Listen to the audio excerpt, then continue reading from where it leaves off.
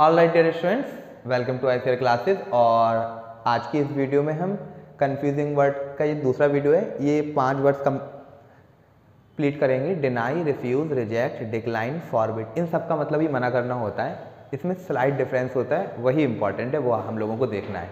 ठीक है, तो देखिए ये सब वर्ब हैं। डिनाई का मतलब होता है नॉट टू एडमिट। जो मैं मीनिंग बता रहा हूँ ये आप याद रखना, नॉट टू एडमिट। और रिफ्यूज का मतलब होता है नॉट टू एग्री। ये देखें। रिजेक्ट का मतलब होता है not to choose, not to choose. और डिक्लाइन का मतलब होता है to politely refuse, to politely refuse. ठीक है, टू पोलाइटली रिफ्यूज। और फॉरबिड मतलब होता है नॉट टू अलाउ। अब आप एक चीज देखना इसको, डिनाई मतलब नॉट टू एडमिट। किस सेंस में एडमिट नहीं करना? इस सेंस में कि आप ये कहें कि कोई भी चीज को आप सीधे सीधे कहें ये बात सच नहीं है, ये झूठ है। तो not to admit the fact that something is true. लिखें आप इसको, to say that something is not true, something is not true. एक बात। दूसरी बात मैं बताता हूं, डिनाई के साथ जनरली वर्ब की आईएनजी फॉर्म यूज होती है डिनाई के साथ, जेरंड। ठीक है, और आप देखें कैसे कैसे कहते हैं। जैसे डिनाई एन एलिगेशन, किसी एलिगेशन को आप डिनाई कर सकते हो। ठीक है, किसी एक्यूजेशन को आप डिनाई कर सकते हो। और एक्सेस डिनाइड तो सब लोगों ने सुना ही होगा, एक्सेस डिनाइड। रिफ्यूज मतलब not to agree. Not to agree किस सेंस में? सिंपली ये कहना कि हम ये काम नहीं करेंगे। ठीक है, not to agree, to say that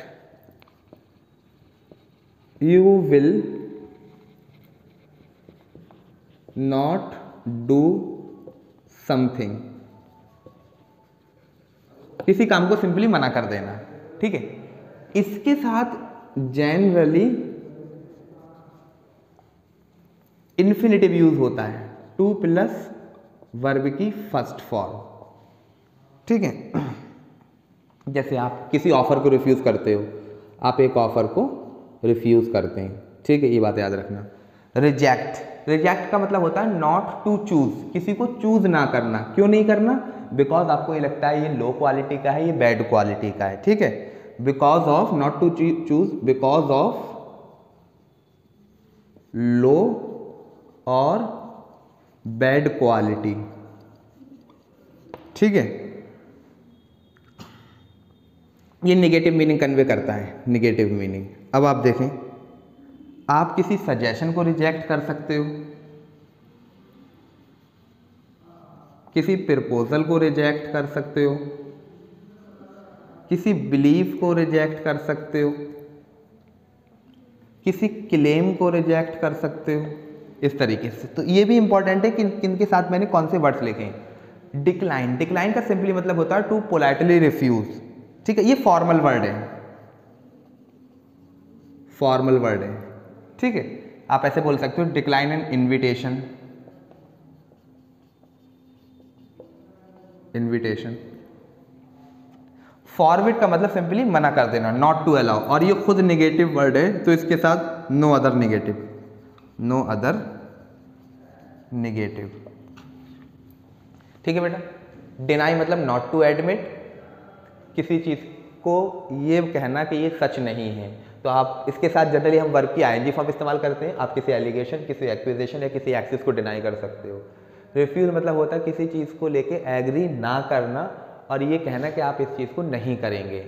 ठीक है, इसके साथ हम इन्फिनिटिव इस्तेमाल करते हैं। आप किसी ऑफर को रिफ्यूज़ कर सकते हो।